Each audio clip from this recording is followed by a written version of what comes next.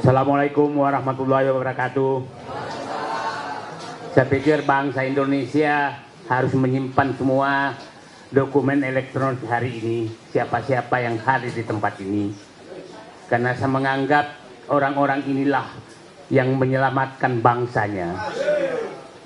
Jadi jangan hilang dokumen ini. Saya kemarin nelpon Pak Husainuddin, kita harus ketemu, bangsa ini betul-betul harus diselamatkan. Karena di titik tikungan yang sangat tajam, yang hampir seluruh aparat dan penguasa sudah menempatkan pembohong sebagai pahlawan. Dan orang jujur menjual kebenaran sebagai pecundang. Ini titik krusial yang sangat-sangat bahaya. Kita harus berkumpul apapun resikonya. Apapun resikonya kita harus hadapi. Saya memberikan penghormatan dan mungkin ya ngambil contoh lah. Katanya Raja Jawa ini pantas jadi nabi, kata mereka.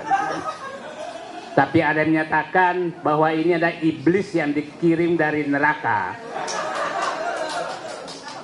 Iblis yang dikirim dari neraka untuk merusak negeri ini. Dan saya berharap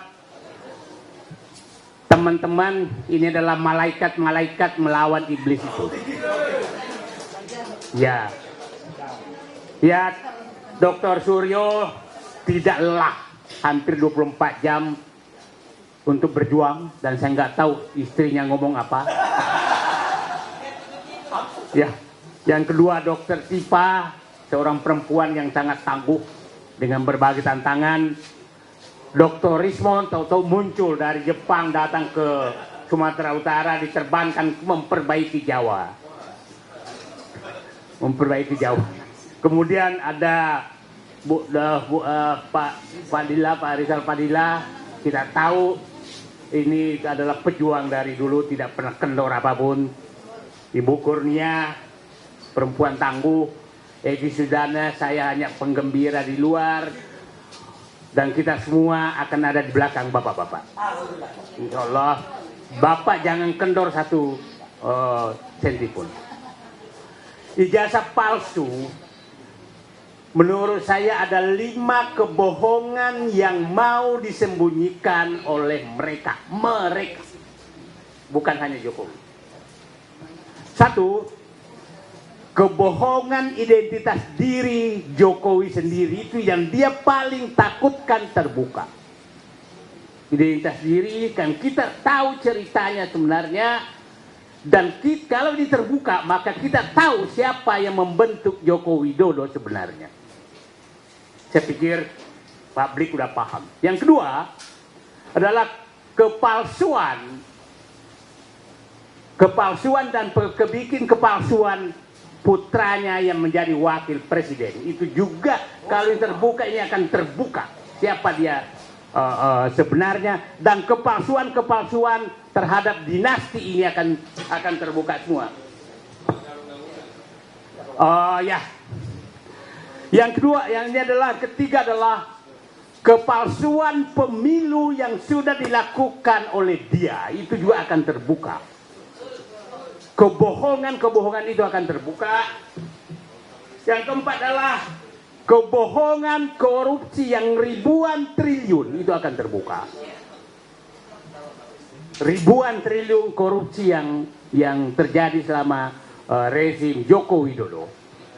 Yang ini adalah kebohongan tukang-tukang survei yang sekarang jadi komisaris BUMN di mana-mana.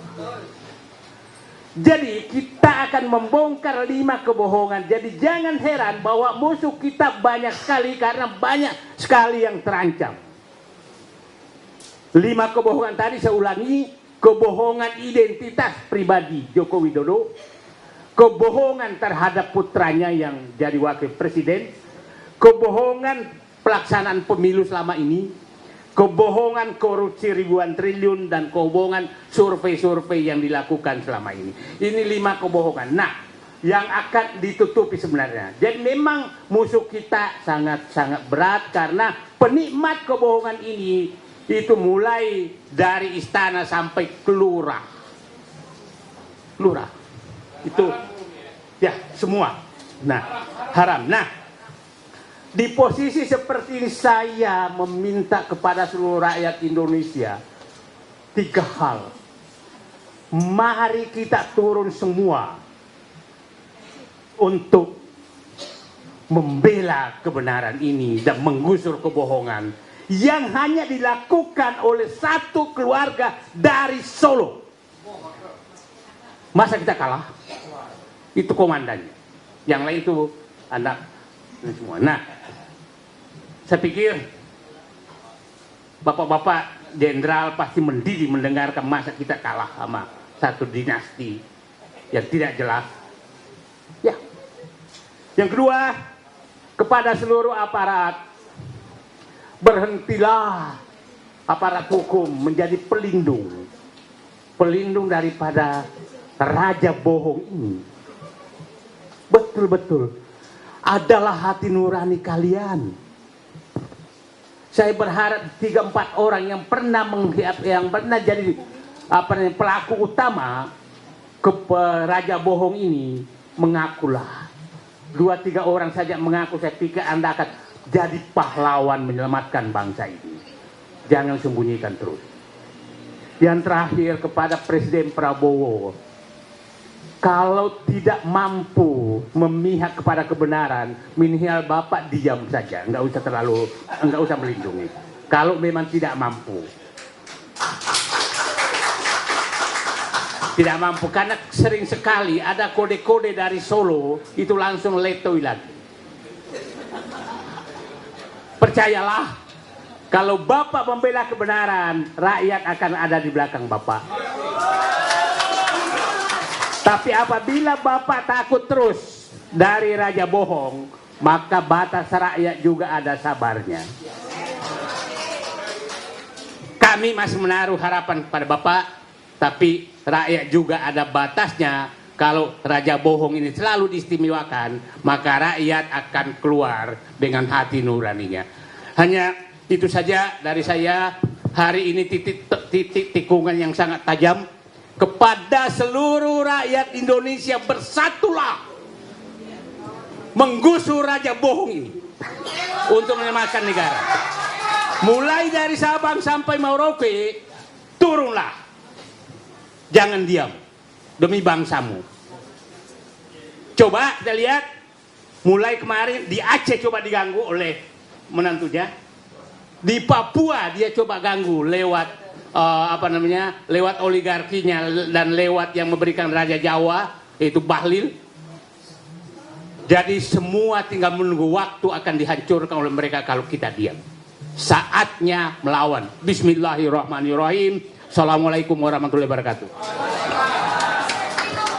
Ya, teman-teman, saya tidak akan menanggapi 5 kebohongan itu ya.